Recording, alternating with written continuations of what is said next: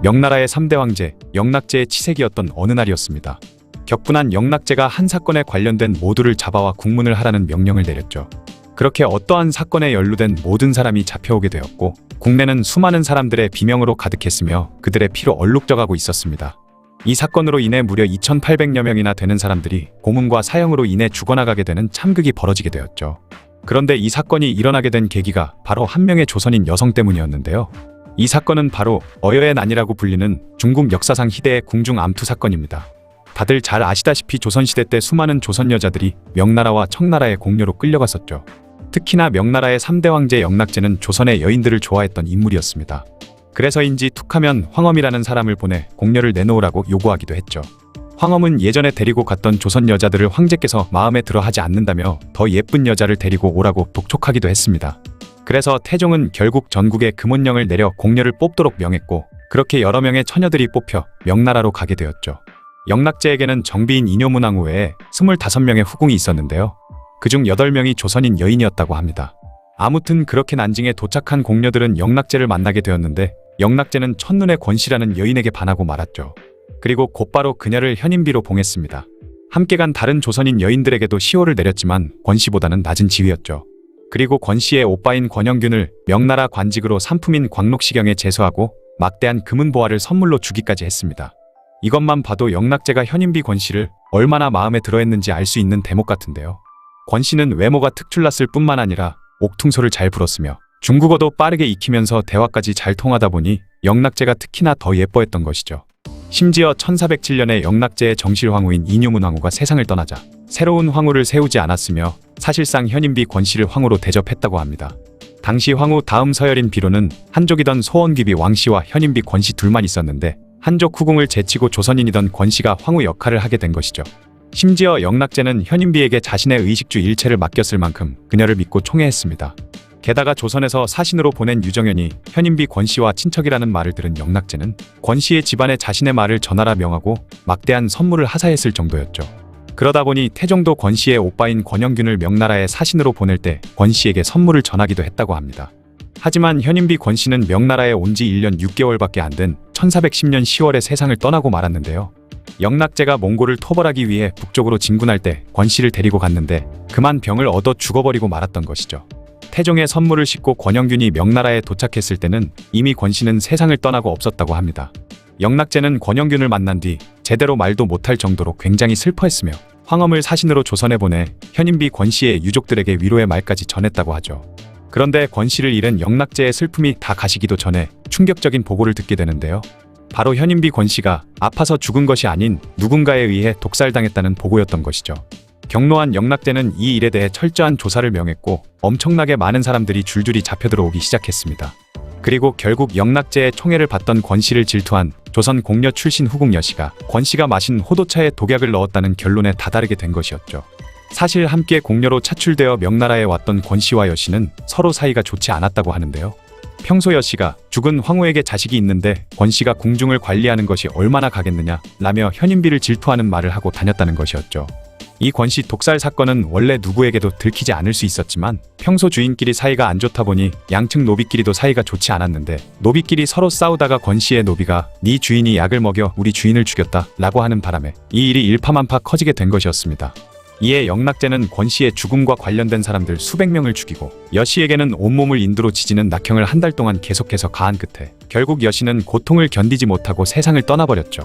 거기에도 분이 풀리지 않았는지 영락제는 마침 와있던 조선의 사신 윤자당에게 조선 출신 후궁인 여씨 때문에 총애하던 현인비 권씨가 죽었다면서 조선에 있는 여씨의 가족들을 모두 처형하라고까지 했습니다. 그러자 조선에서는 일단 명나라의 눈치를 봐야 했기 때문에 일단 여씨의 가족들을 감옥에 가둔 뒤 이 일을 어떻게 처리해야 좋을지 상의했는데, 결론은 여씨의 어머니였던 장씨만 노비로 하고 다른 친족들은 모두 풀어주는 것으로 마무리했죠. 또한 명나라에서 파견 나온 사신에게는 여씨의 어머니를 처형했다라고 속였고, 이 말을 들은 영락제는 만족해했다고 합니다. 하지만 더욱 충격적인 일이 벌어지는데요. 이 사건이 일단락되고 나서 몇 년이 지난 어느 날 사건의 진범이 밝혀지게 된 것이죠. 당시 어씨와 여씨라는 한족 궁녀들이 있었는데 그들은 서로 동성애를 하기도 하고 심지어 내시들과도 간통을 하기도 했던 것입니다. 이 일을 영락제에게 딱 걸려버리고 말았는데, 영락제는 한번 눈 감아주기로 했지만 오히려 겁에 질렸던 두 궁녀는 스스로 목숨을 끊고 말았던 것이죠. 그러자 이 일에 대해 조사를 하던 중 현인비 권씨가 사실 한족 출신인 여씨에게 독살되어 죽었고 한족 여씨가 그 죄를 조선인 여씨에게 뒤집어 씌운 것이라고 밝혀져 버린 것입니다.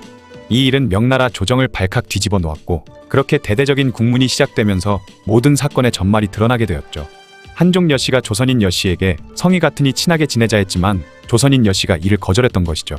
그런데 단순히 친하게 지내자 했는데 거절했을 확률은 낮으니 아마도 이때 동성애를 하고 있던 어씨와 한족 여씨가 조선 여씨에게 접근해 같이 동성애를 하자며 꼬셨는데 동성애에는 관심이 없었던 조선 여씨가 그들의 제안을 거절했을 거라고 추측하기도 합니다.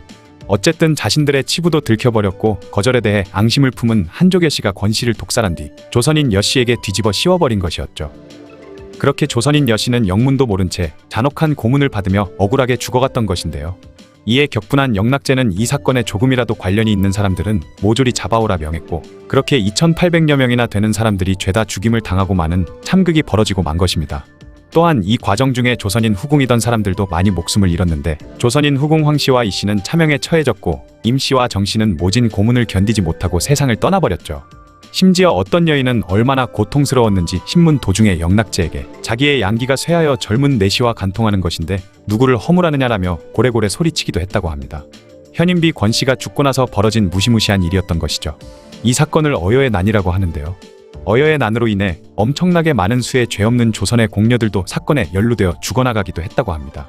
또한 조선 여인을 간택했던 황엄에게도 이 화가 미치게 되었는데 당시엔 이미 세상을 떠났던 황엄의 관을 꺼내 갈라버리고 부관참시했으며 황엄의 가족들을 전부 관노로 만들어버리기까지 했죠.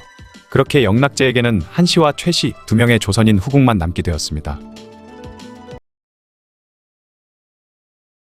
지난번에 현인비 권씨의 죽음 이후 명나라 조정에서 피바람이 불어 2800여 명이 차명에 처해졌던 어여의 난에 대한 이야기를 했었는데요. 영락제에게는 현인비 권씨 외에도 총애하는 조선 공녀 출신 후궁이 있었죠. 그녀는 바로 강해장수겹이 한씨입니다. 그런데 한씨는 비록 영락제에게 총애를 받았지만 그로 인해 훗날 비극적인 죽음을 맞이하게 되죠. 또한 한씨의 여동생인 한계란 역시 명나라로 끌려오게 되는데 오늘은 이 비극의 주인공인 한씨자매에 대한 이야기를 해볼까 합니다. 명나라에서 후궁으로 드릴 공녀를 바치라고 조선에 또다시 요구해오자 다른 양반 집안에서는 자기 자식은 안 된다며 숨기고 있을 때 한학이라는 인물은 미녀로 이름났었던 자신의 누나를 공녀로 보내겠다고 나섰던 것입니다.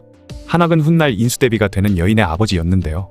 그렇게 1417년 한씨는 공녀가 되어 명나라로 떠나게 되었고 그녀가 명나라로 떠나던 날 그녀의 뒷모습을 본 수많은 사람들이 슬퍼하며 눈물 흘렸다고 하죠. 명나라에 도착해 영락제를 만나게 된 한씨는 굉장한 미녀이기도 했고 훌륭한 인품도 가진 여성이었기 때문에 영락제는 그녀를 마음에 들어했고 한씨는 얼마 안가 비로 책봉되었습니다. 그리고 한씨 덕분에 남동생이던 한학의 입지도 강력해지기 시작했는데 영락제는 한학을 명나라의 정오품 봉이대부 광록시 소경에 봉하기도 했고 한학의 잘생긴 외모도 마음에 들었는지 부마로 삼으려고도 했었죠. 또한 한씨는 조선과 명나라의 외교 분쟁이 일어날 수도 있었던 사건을 무마시키기도 했었는데요. 원래 공녀는 처녀만 뽑혀서 갈 수 있었는데 공녀로 뽑혀 명나라로 가던 황씨라는 여인이 이미 임신을 하고 있었던 것이죠. 황씨는 베이징에 도착하기 전부터 복통을 앓았는데 온갖 약을 써도 효과가 없었던 것입니다. 그러던 어느 날 황씨가 소변을 보는 도중 성인의 손만한 큰 살덩이가 나왔고 이에 황씨의 몸종이 얼른 그것을 버렸지만 다른 여종들이 이것에 대해 수군거리다 소문이 나버린 것이었죠. 이 살덩이는 다름 아닌 유산한 아이였는데 이후 영락제는 황씨에게 이게 어찌된 일이냐고 물으니 황씨는 공녀가 되기 전 어떤 남자와 사통을 했다고 실토했던 것입니다. 그러자 격분한 영락제는 태종을 문책하라는 칙서를 내리라고 명령했지만 옆에 있던 한씨가 이 사실을 알고 영락제에게 태어나서 집에만 있던 황씨가 간택받기 전에 무슨 일이 있었는지 우리 임금께서 어찌 알 수 있었겠느냐며 칙서를 보내지 말라고 애원했고 영락제는 한씨의 말에 설득되어 칙서를 보내지 않았다고 하죠.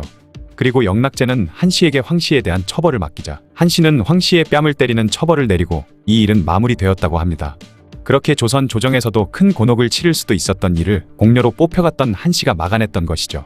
이후로도 영락제의 총애를 받으며 공녀였지만 나름대로 행복하게 살았고 영락제는 조선으로 칙사를 보낼 때마다 한씨의 친정집으로 수많은 선물을 보내기도 했죠.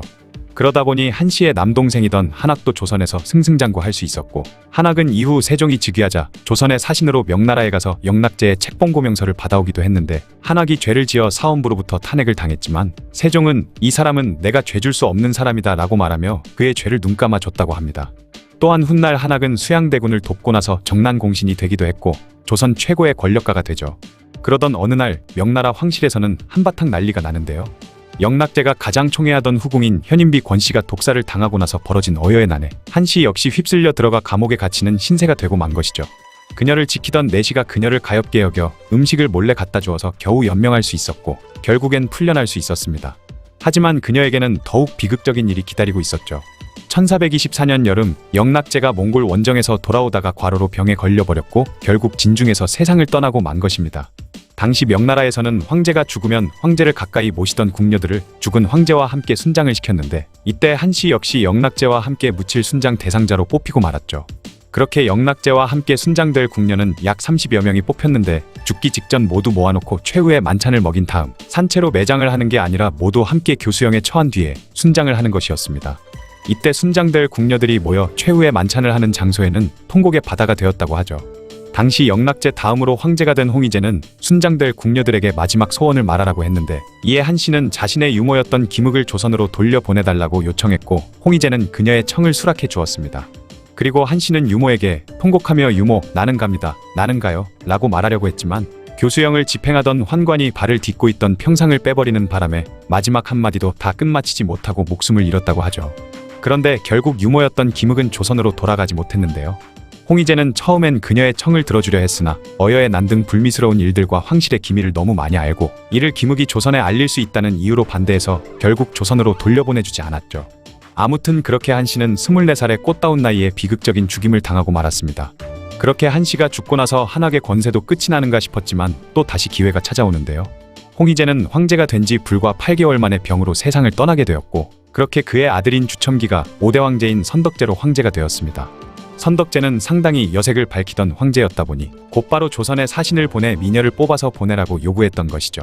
심지어 이때 한 사람을 딱 지목했는데 바로 순장된 여비 한씨와 한학의 여동생이던 한계란이었습니다. 사실 그 이유가 있었는데 조선 출신 환관들이 선덕제에게 여비 한씨의 동생인 한계란이 엄청난 미인이라고 이야기해줬던 것이죠. 그러자 한학은 또다시 명나라를 등에 업고 권세를 누릴 수 있다는 생각에 명나라의 요구에 바로 응했는데요. 그런데 사실 한학도 이것을 노리고 있었는지 공녀로 바치기 위해 홍기가 지난 여동생 한계란을 시집 보내지 않고 있었다고 하죠. 언니가 영락제와 함께 어린 나이에 순장당했다는 비극을 알고 있었던 한계란은 명나라로 가지 않으려고 발버둥 쳤지만 공녀로 뽑혀 명나라로 가는 것이 확정되자 결국 병을 앓게 되었습니다. 이에 한학은 빨리 나으라며 약을 지어 그녀에게 갖다 주었는데요. 그러자 한계란은 오빠인 한학에게 언니를 팔아 이미 극진한 부귀영화를 누리고 있는데 또 뭘 더 바래서 나까지 팔아 넘기려고 합니까? 라는 식으로 말하며 한학을 쏘아붙였다고 하죠. 이 일이 조선왕조실록에도 실려있는 걸 보면 한학이 자신의 권력 유지를 위해 누나에 이어 여동생까지 명나라에 갖다 바쳤다고 볼 수 있습니다.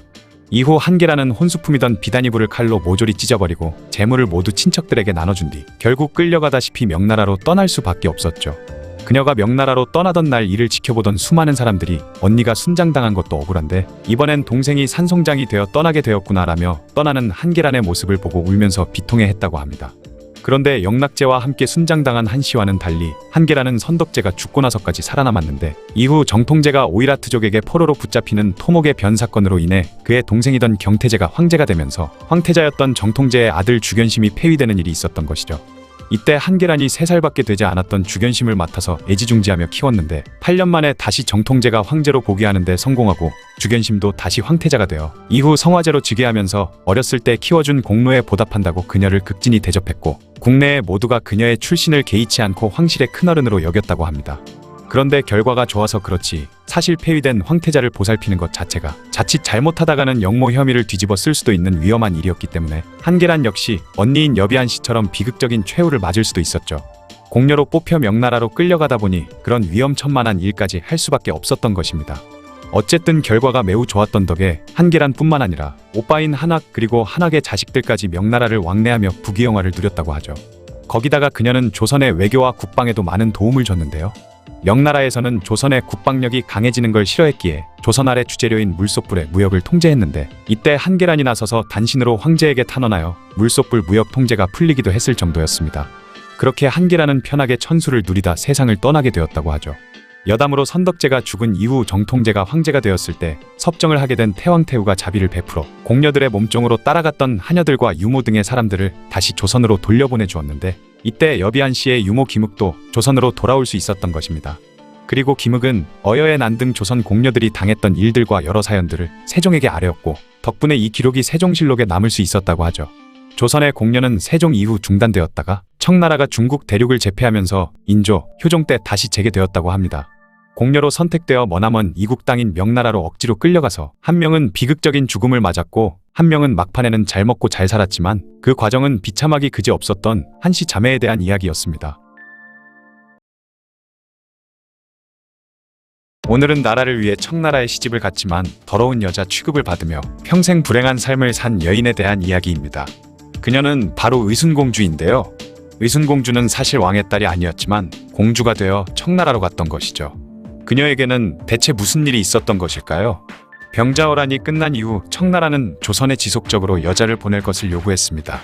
청과 조선이 화친을 맺을 때 조선 여자들을 청나라로 보내 신하들과 결혼시켜 화친을 공고히 할 것이라는 조항이 있었기 때문에 계속해서 여자를 보낼 것을 요구했던 것이죠. 하지만 오랑캐 나라의 조선 여자들을 보내기 싫었던 조선에서는 결혼이라는 것은 매우 크고 중요한 일이기 때문에 이렇게 대충대충 끝낼 수 없다며 넘겼지만 이것은 고작 시간을 잠깐 버는 것에 불과했습니다. 거기다가 당시 병자호란 직후였기 때문에 오랑캐인 청나라에 대한 반감이 극에 달해 있었죠. 그러다 보니 청나라에서 기생을 바치라 요구했을 땐 기생들도 스스로 목숨을 끊으면서까지 청나라로 가기를 싫어했을 정도였습니다. 기생들도 그 정도였으니 양반들은 자신의 딸을 절대로 청나라에 보낼 수 없었죠. 1637년 11월에 청나라는 또다시 과거 명나라에도 지속적으로 시녀를 보내놓고 우리한테는 왜 안 보내냐며 역정을 내기 시작하자 결국 각사의 여종 10여 명을 차출해 청나라로 보낼 수밖에 없었습니다. 그 이후로도 청나라는 계속해서 조선의 여인들을 요구했었는데요. 그러던 1649년 12월 당시 청나라의 섭정왕 도르곤의 대복친이던 박이제길 득씨가 세상을 떠나자 이듬해인 1950년 당시 조선 왕이던 효종에게 조선의 공주를 아내로 맞이하겠다는 구혼 칙서를 전달해왔죠. 당시 청나라에서 황제보다 더 강력한 권력을 휘두르던 도르곤이 정식으로 구혼을 했던 것인데 하지만 반청 감정이 높았던 터라 조선 입장에서는 전혀 반갑지 않은 소식이었습니다. 이는 효종이 즉위 후 친청 세력이던 김자점 등을 조정해서 축출하고 반청 성향이 강하던 김상원, 송시열, 김집 등을 등용했으며 산성을 축조하고 반청 정책들을 하기 시작하자 청나라에서는 정면으로 이것들을 지적하며 강하게 압박하는 동시에 지속적으로 여자들을 보내라며 트집을 잡아왔던 것이죠. 하지만 과거 청나라의 볼모로 잡혀가 오랜 기간 그곳에서 살았던 적이 있는 효종은 청나라로 쳐들어갈 생각을 했을 정도로 적대심이 가득했기 때문에 자신의 딸을 청나라로 보내기가 극도로 싫었는데요. 그래서 효종은 자신의 딸이 이제 겨우 2살이라서 혼인할 수 없다며 거짓말을 하기까지 했습니다. 또한 자신의 조카인 소현세자의 딸들도 지키기 위해 이미 혼인을 했거나 아직 너무 어리다며 둘러댔죠. 하지만 효종의 딸인 수강공주는 이미 15살의 나이였고 삼녀인 숙명공주도 11살이나 되었으며 소현세자의 딸 3명도 14살, 9살, 8살로 마음만 먹으면 결혼을 시킬 수도 있는 나이였던 것입니다. 이에 효종은 청나라에 들킬까 조마조마한 심정으로 급하게 자신의 딸과 소현세자의 딸들의 사윗감을 찾기 시작했고 그렇게 그해 9월에 청나라의 눈을 피해 소현세자의 장녀인 경숙군주를 혼인시켰으며 이듬해 1월엔 자신의 장녀 수강공주까지 결혼시키는 데 성공했습니다. 사실 당시 인조의 3년상을 치르는 기간이었기 때문에 왕녀의 결혼식은 미뤄져야 마땅했지만 지금 그런 걸 따질 상황이 아니었던 덕에 왕족의 결혼치고는 이례적으로 간소하고 속전속결로 진행되었던 것이죠. 이에 신하들이 상도 끝나지 않았는데 국혼을 치르는 건 예법에 어긋난다며 비판하기도 했지만 효종은 지금은 어쩔 수 없다며 신하들의 말은 무자르듯 싹둑 잘라버린 뒤 왕녀들의 결혼을 강행해버렸던 것입니다. 또한 다른 왕족 종친들의 딸들과 여러 대신들의 딸들도 급하게 시집을 보내기 시작했으며 시집을 보내기 힘든 경우엔 딸의 존재를 숨기기 바빴죠. 그만큼 자신의 딸들은 무슨 일이 있어도 청나라에 보낼 수는 없다는 의지가 엄청났던 것입니다. 하지만 청나라 최고 권력자인 도르곤의 요구를 계속 무시할 수도 없는 노릇이어서 조선 조정은 고민에 휩싸이게 되었죠. 그렇게 조정이 난처하던 차에 나선이가 있었으니 바로 금림군 이계윤이 자신의 딸 이해숙을 청나라로 보내기로 마음먹었던 것입니다. 금림군은 성종과 후궁숙의 홍씨 사이에서 태어난 익양군의 후손이었죠. 기록상으로는 금림군이 자원한 것으로 나와 있지만 왕실과 조정에서 압력을 가했을 수도 있다고 하는데요. 어쨌든 효종의 딸들은 너무 어려서 보낼 수 없으니 왕실 종친인 금림군의 딸 이해숙을 대신 보내기로 청나라와 합의를 한 뒤 그녀를 효종의 양녀로 삼아 의순공주로 책봉해 청나라로 보냈습니다. 의순의 뜻은 대의에 순종하였다는 뜻이라고 하죠. 이에 금림군은 종일품 가덕대부로 품계를 올려줬으며 그녀의 오빠 이주는 장릉 참봉, 이수는 전설사 별검으로 삼았습니다. 결과적으로 보면 의순공주가 청나라로 보내지면서 집안이 번성하게 된 셈이었죠. 이에 사람들은 금림군이 청나라가 보낸 지참금을 노리고 딸을 보냈다며 온갖 멸시와 욕을 해댔습니다. 하지만 당시 모두가 자신의 딸을 청나라로 보내는 걸 기피해서 조선 조정의 상황이 굉장히 난처했다가 금림군과 의순공주 덕에 겨우 모면할 수 있었던 것이죠. 그렇게 1650년 4월 22일 의순공주는 조선을 떠나 청나라로 가게 되었습니다. 5월 21일 산해관 부근까지 마중 나온 도르곤을 만나 혼인의식과 초야를 치르게 되었고 16세의 어린 나이로 청나라까지 가 자신보다 23살이나 많은 남자와 부부가 된 것이죠. 의순공주를 만난 도르곤은 굉장히 기뻐하면서 그녀를 백송골이라고 불렀다고 하는데요. 백송골은 흰 빛깔의 매를 뜻하는데 자태가 뛰어나고 훌륭하다는 뜻이라고 합니다. 그렇게 다시 북경으로 간 도르곤은 갑자기 조선 사신들에게 공주가 아름답지 않고 함께 보낸 시녀들도 못생겼으니 조선이 정성이 전혀 없다며 불만을 표현했죠. 그런데 의순공주와 도르곤의 사이는 굉장히 좋았으며 그녀를 정실 부인 중 으뜸을 의미하는 대복친으로 삼았고 심지어 시녀들 중 한 명을 자신의 첩으로 삼아 딸까지 낳았는데 갑자기 못생겼다고 불만을 표현한 것을 보면 도르곤이 조선의 기를 죽이기 위해 트집을 잡은 것일 가능성이 크다고 합니다. 그런데 그녀의 인생은 더욱 최악으로 치닫고 있었는데요. 결혼한 지 단 7개월 만에 도르곤이 사냥을 나갔다가 낙마하는 바람에 세상을 떠나고 만 것이죠. 또한 도르곤은 아들을 얻기 위해 의순공주와 결혼했지만 끝내 아들을 얻지 못한 채 세상을 떠났으며 그렇게 의순공주는 어린 나이에 과부가 되었고 그녀의 인생마저 망쳐버리고 만 것입니다. 그리고 의순공주는 도르곤의 장례를 치르고 나서 한 달 만에 목숨이 위태로울 지경에 이르는데 바로 순치제가 도르곤에 관련된 사람들을 숙청하기 시작했던 것이죠. 심지어 도르곤의 묘호, 시호, 존호를 박탈해버렸으며 무덤을 파헤쳐 도르곤의 시신을 꺼내 몽둥이로 두들겨 패고 부관 참시해 그의 목을 저작거리에 효수까지 했습니다. 다행히 조선에서 온 그렇게 영향력을 끼치지 못한 의순공주는 다행히 목숨을 부지할 수 있었고 이후 다른 황족과 재혼하게 되었죠. 그녀의 두 번째 남편은 기록마다 달라 누구인지 정확하지 않지만 단친왕 보로로 추정된다고 합니다. 의순공주는 시조카와 다시 재혼했던 것이죠. 당시 청나라는 형사치수제도 있었고 일부 다처제였기 때문에 여성들도 두세 번 결혼하는데 아무런 문제가 되지 않았지만 조선에서 태어나 유교 문화를 교육받은 의순공주에게는 다시 재혼을 한다는 것이 받아들이기 힘든 일이기도 했습니다. 하지만 그녀에게 또 다른 시련이 닥치고 마는데 두 번째 남편 보로 역시 1년 만인 1651년에 세상을 떠나고 만 것이죠. 그렇게 의순공주는 이역만리 타지에서 또다시 과부가 되어 혼자 외로이 살게 됩니다. 그러던 1656년 4월 청나라 영경의 복명사신으로 오게 된 금림군이 딸 의순공주의 그런 처지를 알게 되면서 순치제에게 딸을 조선으로 데려갈 수 있게 허락해 달라며 요청하게 되었죠. 그러자 순치제도 의순공주가 더 이상 이혼 가치도 없었고 존재감이 전혀 없는 조선 왕족 여성이 특별하게 여겨지지도 않았기 때문에 과부로 혼자 사는 게 가여우니 특별히 돌려보낸다라며 금림군이 의순공주를 데려가는 걸 허락해 주었습니다. 그렇게 그녀는 다시 조선에 돌아오게 되는데요. 문제는 금림군이 조선 조정과 아무런 논의도 없이 독단적으로 행한 일이었기 때문에 만약 일이 잘못되었으면 청나라의 질책과 트집을 잡힐 수도 있는 일이었던 것이죠.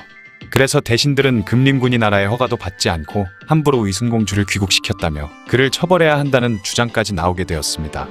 하지만 다행히 효종이 그녀를 안타깝게 여겨 호조의 명에 정기적으로 쌀을 보내주라는 명을 내렸죠. 그런데 효종이 세상을 떠나자 의순공주와 금림군에 대한 여론은 180도 뒤바뀌게 되는데요. 바로 의순공주를 오랑캐에게 시집가 정조를 잃은 것으로도 모자라 오랑캐 친족과 재혼까지 해서 몸을 더럽혔다라고 하면서 환양녀로 치부하여 모든 사람들에게 손가락질 받기 시작했던 것이죠. 이는 조정에서도 마찬가지였는데 애초에 돌아올 때부터 탐탁치 않게 여기던 의순공주였지만 효종이 보호해주다 보니 그나마 넘어가던 것인데 효종이 죽은 마당에 의순공주와 금림군이 꼴도 보기 싫어졌던 것입니다. 또한 정치적 가치도 다 사라진 그녀를 조정에서는 더 이상 대우해주지 않았는데 그녀를 의순공주라고 쓰지 않고 이계윤의 딸이라고 쓰기 시작했죠. 심지어 현종실록에는 의순공주가 정식으로 공주로 봉호된 것이 아니고 공주로 일컬어졌을 뿐이었다고 기록되기까지 했습니다. 그리고 사헌부에서는 의순공주를 조선으로 데려온 금림군을 탄핵해 그를 파직시켜버렸으며 사관원에서는 그의 죄가 파직으로는 부족하다 하여 금림군은 삭탈관작되어 성 밖으로 내쫓기까지 했죠. 조선을 위해 희생했던 금림군과 의순공주는 그렇게 모든 조선인들에게 버림받아 버렸던 것입니다. 나중에는 정나라 눈치를 본다고 금림군을 다시 청해 사신으로 일을 시키긴 했지만 금림군과 의순공주 입장에서는 정말 억울하고 어처구니 없는 일이었죠. 그렇게 의순공주는 모두의 멸시와 무시를 당하며 살다가 현종 때인 1662년 8월에 세상을 떠나게 되었습니다. 그래도 현종은 그녀가 세상을 떠나자 특별히 장례비를 넉넉히 지급하라고 명했다고 하죠. 그녀의 묘지는 현재 경기도 의정부시 금호동 천보산에 위치해 있는데요. 당시 조선을 구했다고도 볼 수 있는 그녀의 묘지는 현재 아무도 돌보지 않은 채 버려져 있기 때문에 보존 상태가 굉장히 열악한 상태이죠. 야사에서는 의순공주가 청나라로 가기 직전에 너무 가기 싫어서 강물에 뛰어들어 스스로 목숨을 끊었는데 결국 그녀의 시신은 건지지 못하고 족두리만 건져 그녀의 족두리만 매장했다고 하죠. 그래서인지 그녀의 묘지는 족두리묘라고도 불리고 있습니다. 살아있을 때 그녀의 심정은 그 누구보다 처참했을 것 같네요. 당시 오랑캐라고 일컬어지던 청나라에 나라를 위해 끌려가 굉장히 불행한 삶을 살게 된 여인 의순공주에 대한 이야기였습니다.